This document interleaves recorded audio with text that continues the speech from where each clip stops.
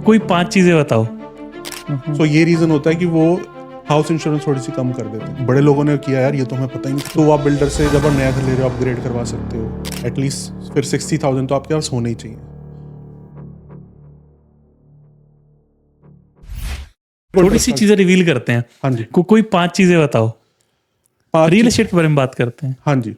कोई 5 चीजें जो आपको सो उस टाइम पे जब बहुत हम रिसर्च करके पता लगी। बहुत रिसर्च तो नहीं, थोड़ी सी रिसर्च करके पता चल जाती है, बट ऐसी चीजें जो बहुत लोगों को कम पता थी उस टाइम पे। जैसे आपके घर के आगे फायर हाइड्रेंट होता है, सो आपकी इंश्योरेंस कम हो जाती है। अच्छा, घर की अगर आपके घर के सामने है तो। घर के सामने within 10 meters I think होता है, ओह।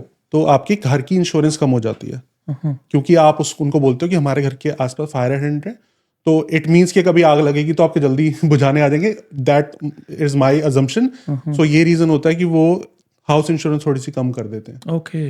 वो चीज़ मैंने वीडियो में बताई थी, तो बड़े लोगों ने किया यार, ये तो हमें पता ही नहीं था। हमने अपने इंश्योरेंस उसको बताया, हमारी कम हो गई।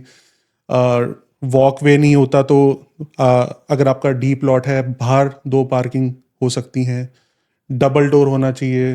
मतलब उस टाइम पे ये बहुत सारी चीज़ें थी जो हमने वीडियोस में ऐसी इंफॉर्मेशन शेयर करी। जैसे ये चीज़ थिकनेस जो होती है काउंटर टॉप की, ये अपग्रेड होता है। जैसे इसकी थिकनेस ज़्यादा है, अदरवाइज पतला होता है, बिल्कुल। तो वो आप बिल्डर से जब आप नया घर ले रहे हो अपग्रेड करवा सकते हो। ओके।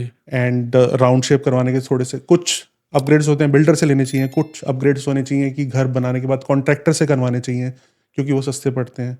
सो ये सब चीज़ें, जैसे 10 फीट सीलिंग बिल्डर से करवा सकते हो, बाहर से बाद में नहीं करवा सकते, घर तो बन गया ना। बिल्कुल। सो कुछ अपग्रेड्स होते हैं जो बिल्डर से करवाने चाहिए।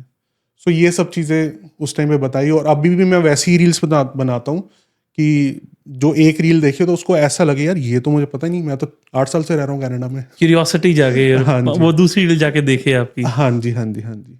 तो मेरे को भी इंटरेस्ट आ गया फिर उसमें, but because of health reasons, baby and all that stuff, थोड़ा सा डीले हो गया रियल स्टेट।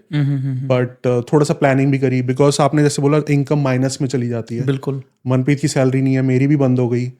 तो हमने इतने टाइम में सेविंग इतनी करके रखी थी, जो मैंने और रियल स्टेट प्रॉपर्टीज लेने के लिए रखी थी, बट वो अब हमारी as a emergency fund use होने लगी यूज हो थी। रही है। आपका जितना एक्सपेंडिचर है पर मंथ, उसके कितना गुना आपकी सेविंग होनी चाहिए आपके पास, अगर आप जॉब छोड़ रहे हो तो क्या लगता है? अगर इमरजेंसी फंड पे आप आ गए हो, फिर अगर आपकी पर मंथ एक्सपेंसेस 15 है, तो आप 15 तो नहीं करोगे, थोड़ा तो हाइट टाइट करके करोगे। बिल्कुल। करनी भी चाहिए। मान लो आप 10 पे करते हो उसको। 10 पे करते हो तो फिर आपको एटलीस्ट 6 मंथ्स का तो होना चाहिए रन पे।